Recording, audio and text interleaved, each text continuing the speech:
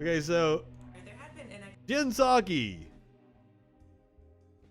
announces cuts to Biden's infrastructure plan. So this is the first of a bunch of stories we're going to do about Biden looking fucking stupid. Expectation that there was going to be a conversation of some kind today between Republicans on the Hill, some officials here at the White House about the status of infrastructure and Republican counter proposal. Yeah, I'm not high enough for this shit. Still happening today, and can you give us kind of an update on where things stand and any movement that may or may not be happening? Sure, it is happening. It may be ongoing as we speak, but it started shortly before 1 o'clock over video conference this afternoon. Our team, including Steve Ricchetti, Louisa Terrell, Brian Deese, Secretary Raimondo, and Secretary Buttigieg, put forward a reasonable counteroffer that reduces the size of the package from 2.25. Okay, I gotta ask, is your name Wep Loop? Or is it Weep Loop? Weep Loop is hilarious. $5 trillion in additional investment. I prefer Weep Loop. $7 trillion. And in our view, this is. Or is it a different pronunciation? I should say, did I get it completely wrong? Common ground. This proposal it's your is name. Willingness to come down in size, giving on some areas. I don't want to get it that are wrong. Important to the president, otherwise they wouldn't have been in the proposal. While also staying firm in areas that are most vital to rebuilding our infrastructure and industries of the future, making our workforce and our country more competitive with China. We actually have every intention to share the complete totality of the counterproposal with you all. We'll just wait for the meeting to conclude to do that. Until then, can you say any more about what was taken out to lower that price tag? Sure. Let me give you kind of originally details, and then again, estimated cost was 1.9 trillion. Detailed, so you'll see all the specifics for yourself. But again, I noted the top line number that was offered. Our proposal also involved shifting investments in research and development, supply chains, manufacturing. Now, anyone that watches this show knows that infrastructure is a huge deal with me. The bridges in this country are fucking dilapidated. We need more than a $1.9 trillion investment in infrastructure in this country. The bridge in Memphis that is shut down. They could see the crack in it 4 years ago. I didn't select the story for tonight. They actually had a fisherman in the river had taken a picture, and you could see the fucking crack in the bridge, and that's 4 years before it was shut down in a panic this week because the entire support beam was severed. I am confident that if most people in this country knew how bad a shape our roads and bridges were, they would be scared to death to drive over the bridges in this country. It freaks me out. And small business out of the negotiation into other efforts, such as the Endless Frontiers Act and the CHIPS Act, which, as you know, there's ongoing discussions and negotiations on a bipartisan level about those as well. The proposal also agreed to reduce the funding request for broadband to match the Republican offer and to reduce the proposed investment in roads, bridges, and major projects to come closer to the number proposed by the senators. This is all in the spirit of finding common ground. Now, at the same time, as I alluded to, the counteroffer also reflects our view that the Republican offer excludes entirely some proposals that are key to Who gives a shit about the Republicans? Once again, the Republicans were given everything they wanted in the bipartisan commission and still voted against it. No, we need it. I'm not saying invest in aging infrastructure. I'm saying we need to modernize our infrastructure. I thought many people were seeing the Mothman. I thought that was totally a thing. I'm pretty sure if you Google Mothman, it's all over the internet. Now, people have been seeing some unidentified flying objects. Biden was asked about the recent rash of videos that the Pentagon has confirmed are indeed real. Take it away. If you're not asking me a mean one like you usually do. It's something interesting, I think, that has not come up. President Obama that there is footage and records of objects in the skies, these unidentified aerial phenomenon, and he says we don't know exactly what they are. What do you think that it is? I would ask him again. Thank you. Oh, what a bullshit answer.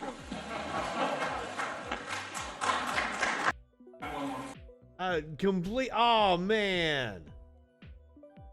Well, I hope he has more to say about K-pop, because you know K-pop is way more important than aliens. These new investments are going to create thousands of good-paying jobs and jobs of the future right here in the United States. And they're going to help fortify and secure the supply chains for things like semiconductors and electric batteries. I know, as I said, that the CEOs made the effort not only to do this, but to be here today. And again, I thank them for being here. I thank you for making the investments in our future and yours. Finally, I want to note that yesterday I had the honor of signing into law the COVID-19 Hate Crimes Act to help Americans of Asian descent from having to live in fear just walking down the streets of the United States. We have not gotten to the cops on Ronald Green yet. Boy howdy, do we have so many videos to watch. Ronald Green's the one out of New Orleans, right? Oh my God. We got another one out of Tennessee that's also going to piss you off. Yeah, we're going to get to that. And there's a long history in this country of contributions of Asian Americans being overlooked, forgotten, and ignored. This is from a joint press conference he did with President today, Moon. What I said yesterday. South Korea. We're committing, and we're going to stay committed to stopping the hatred based on this bias. I promise you. Our people share a long history. Our soldiers have fought alongside one another. Our scientists against the mean work communists side by side in both our countries. Our students study together, share ideas, and seed new opportunities for future collaboration. And our people-to-people and cultural connections are South Korea is an incredibly Americanized country. And K-pop fans are universal. Now, I can tell those who laughed know what I'm talking about. He is correct. I mean, they have political reach, too. Korean actors took home an Oscar for supporting actors this year, following up on the 4 Oscar wins for the movie Parasite last year. And so our two countries, our two nations... Parasite was an excellent movie. Anyone who hasn't seen it. Connections that we need to make even stronger alliances and stronger cooperation. And I also, like... And I want to thank you. My friend Sparkles didn't want to watch it because I guess from the name Parasite, she thought like it was... I'm like, no, it's a psychological thriller. It's not like anything gross or anything like that. It's a very Sparkles movie, as I told her. I'm not that big of a K-pop fan. Baby Metal's pretty cool. I guess they're K-pop adjacent or whatever. And I like pop music too, so maybe I should give K-pop more of a chance. Now, Biden had some gaffes this week that right-wing media have been all over. As I said, I didn't really want to touch on them because I don't think they're newsworthy, but we're going to put them all in together right now. Oh. Baby Metal's from Japan then. Okay, my bad. Well, Cadet Tid, there's a seat on Air Force One if you have to get home. It may be tough. I can only assume that you will enjoy educating your family about how the Coast Guard is, quote, the hard nucleus around the Navy forms in times of war. You're a really dull class. I mean, come on, man. Is the sun getting to you? Come on, man. I would think you'd have an opportunity when I say that about the Navy to clap, but being here together.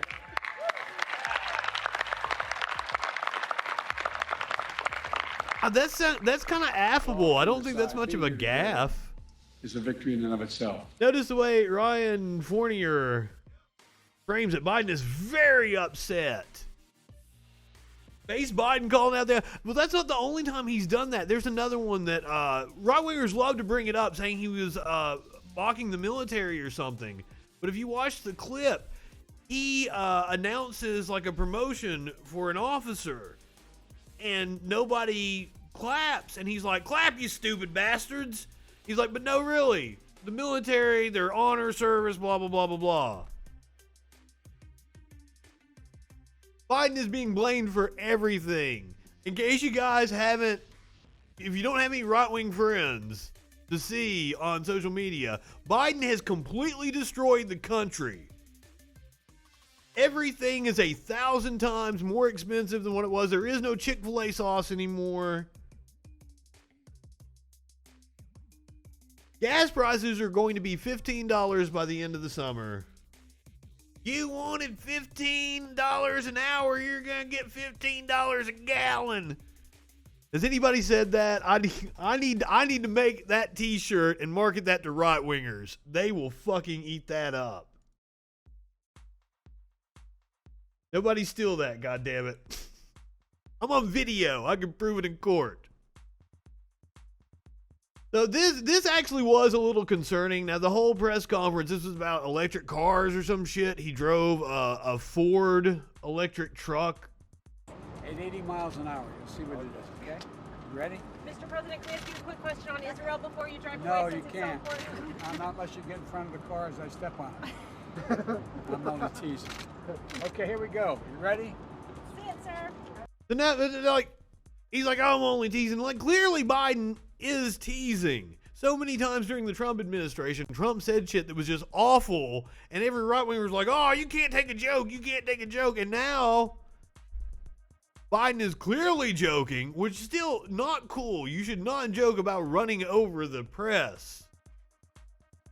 We really should hold them sacred, especially following a norm-breaking administration like Trump. But right-wingers just lose their mind over the stupidest shit. Now this is kind of a funny story, and I've been looking forward to reading it. I'm going to read it here with you guys right now. Apparently, it's come out that Jill Biden said Harris should go fuck herself after the whole debate incident. Yeah, we got the video here. Thank you, New York Post. I'm going to now direct this at Vice President Biden. I do not believe you are a racist. And I agree with you when you commit yourself to the importance of finding common ground. But I also believe, and it's personal, and I was actually it was hurtful. So that was the exchange. Jill Biden said Kamala Harris should go fuck herself after famously questioning her husband's record on race during a Democratic primary debate. The future First Lady fumed to supporters after Harris, who is now President Biden's vice president, slammed his record opposing federally mandated interracial busing to desegregate schools. Yeah, that was the that little girl was me comment. Which was good. That comment is probably one of the reasons why he's vice president now. That was one of her shining moments in the primary. Jill Biden vented 1 week later on a group phone call with supporters, according to an account published by Politico. With what he cares about, what he fights for, what he's committed to, you get up there and call him a racist without basis. Go fuck yourself, Jill Biden allegedly said. She seems like such a sweet lady. By the way, content warning, guys. Joe Biden was also furious about the attack. While still on stage during the debate, Biden allegedly turned to fellow candidate Pete Buttigieg and said of Harris's attack, that was some fucking bullshit. Ah, man, the Bidens like to drop some F-bombs.